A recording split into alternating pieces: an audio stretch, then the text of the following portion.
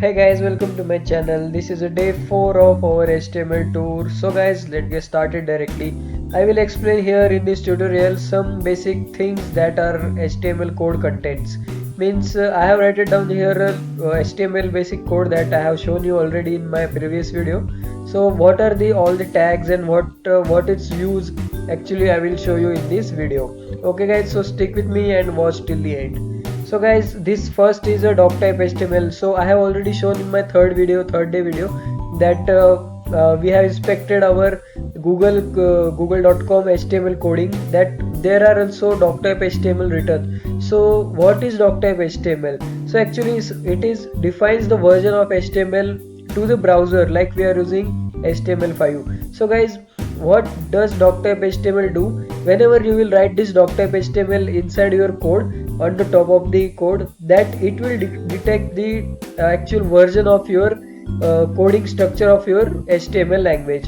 Okay, so if I am using HTML5 type coding for the designing the web page, it will indicate that the HTML5 has been detected by that doctype HTML, and later on it will show the browser that the user is using doctype HTML type is nothing but HTML5 version. So it is just for indication of browser. So guys, as we know that lot of browsers are not updated worldwide because we cannot use that browser generally because for updation purpose. So to indicate the web page structure to the website, we generally use doctype HTML to indicate that to indicate for the web page, so that it can indicate that the language is HTML5 and the browser has to compatible with that language. Okay, so it's just easy concept about doctype HTML just for indicating the version for the browser of your HTML language code. Okay, so later next is our HTML tag. Okay, so HTML is a root element of HTML page. Okay, so HTML language, whenever you are coding HTML language, the root element of HTML is nothing but HTML. Okay, so whenever you will write any code, that has to be inside this HTML tag. Okay, so I have written down here like this HTML then ending with HTML.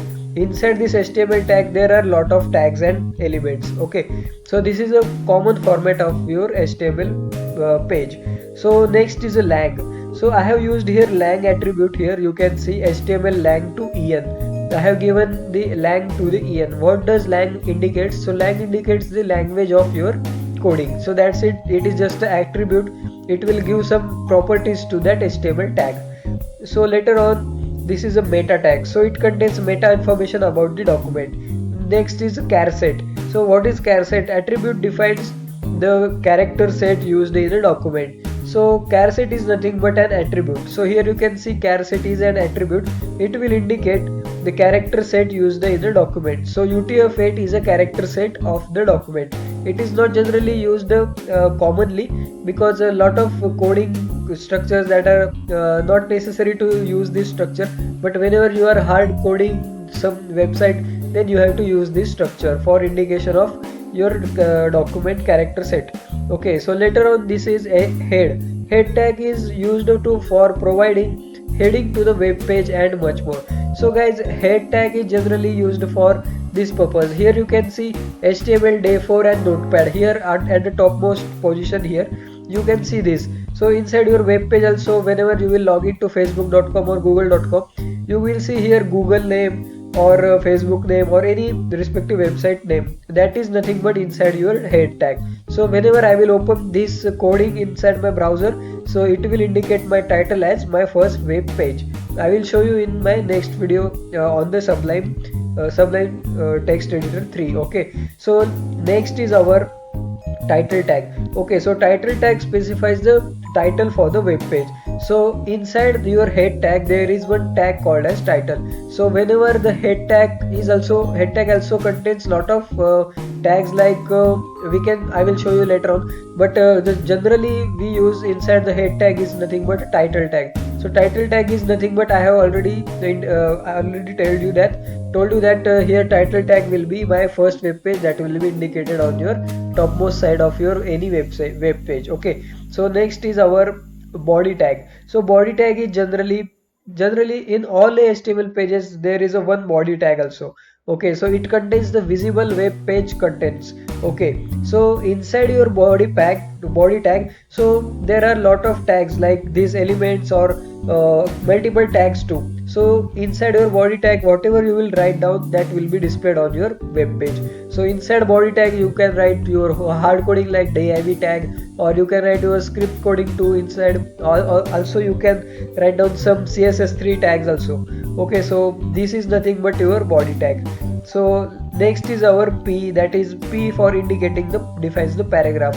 Here I have written down one code called as a p. This is a paragraph. Then there is a next called as h2. These are all nothing but elements of the body tag. So p means what? It indicates the paragraph passage. Inside this p I have written down this, so that will be printed on my web page.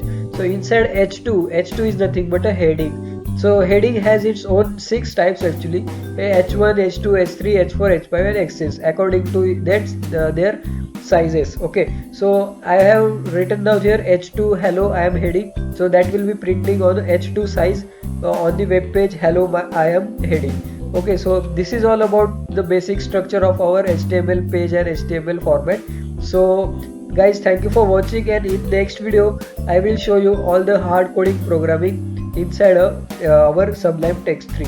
Okay guys, so thank you for watching, and I hope you will like my video and subscribe too. So have a good day guys.